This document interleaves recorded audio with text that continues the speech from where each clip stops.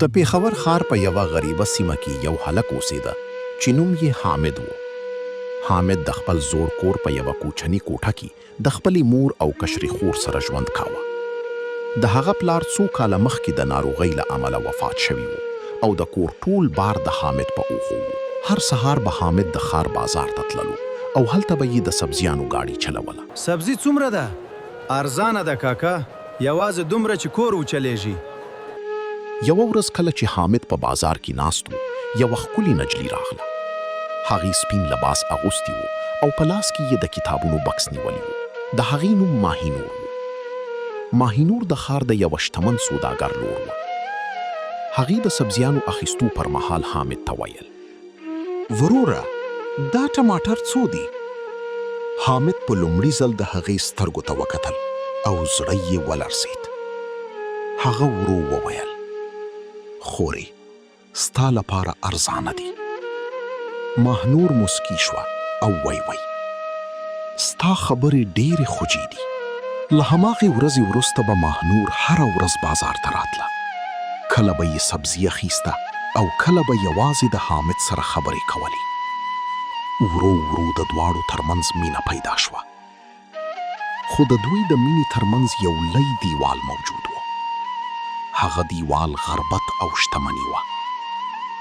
ماهنور د یوه شتمن کورنۍ لور وه او حامد یو غریب هلک. کله چې د ماهنور پلار د دې مینې په اړه خبر شو، ډېر غوسه شو. هغه خپلې لور ته وی ته د یوه غریب کراچۍ والا سره مینه کوې؟ دا ناممکنه ده. پلاره، انسان د پیسو نه د زړه له مخې لوی وي. هغه ماهنور په کور کې بنده کړ. یا الله، مولا حامد مه جدا کوه. حامد هره ورځ بازار ته راتلو، خو ماهنور به نه راتله. د هغه زړه مات شوی و. شپې به یې په ژړا سبا کولې. مور یې یوه ورځ ورته وویل: زویه، ولې دومره خفه یې؟ حامد وویل: مورې، زه د یوې داسې نجلۍ سره مینه لرم چې قسمت یې زما نه ډېر لوړ ده. مور یې د هغه سر ښکل کړ او ویې ویل: که مینه رښتینی وي، یوه ورځ به خامخا یو ځای شئ. خو قسمت د دوی لپاره نورې ازموینې هم ساتلې وې. یوه شپه د حامد مور سخته ناروغه شوه. حامد هغه روغتون ته یوړه، خو ډاکټر ورته وویل چې د عملیاتونو لپاره ډېرې پیسې پکار دي. حامد حیران پاتې شو. هغه دومره پیسې نه لرلې. هغه خپل هر څه خرڅ کړل، خو بیا هم پیسې کمې وې.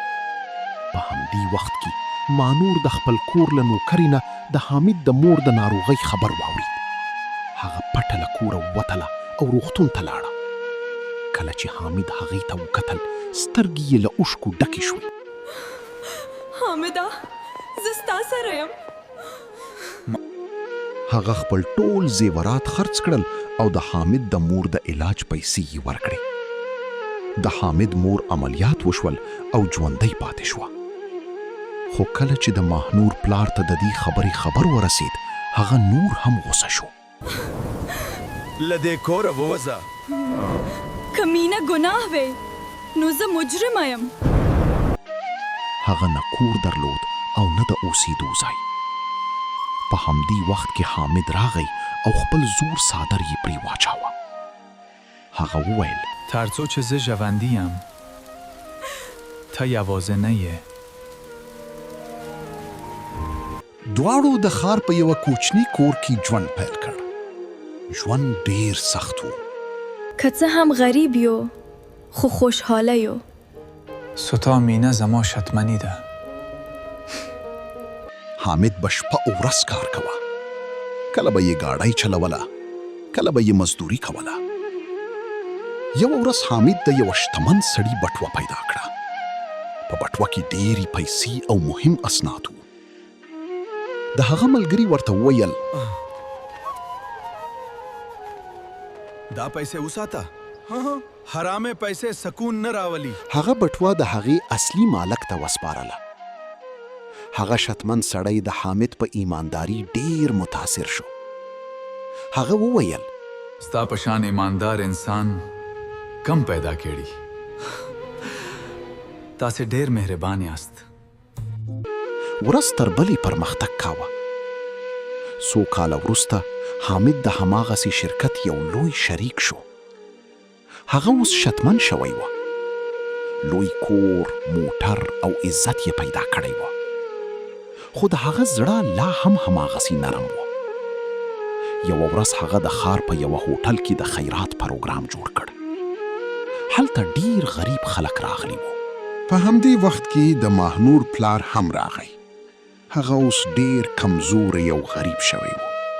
د کاروبار ټولې پیسې یې له لاسه ورکړې وې.